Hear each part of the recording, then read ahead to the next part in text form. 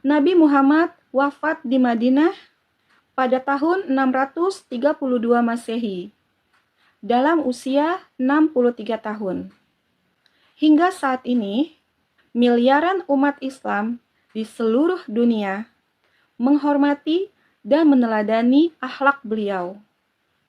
Kejujuran, kasih sayang, kesabaran, dan kepeduliannya kepada sesama menjadi teladan yang terus menginspirasi sepanjang zaman.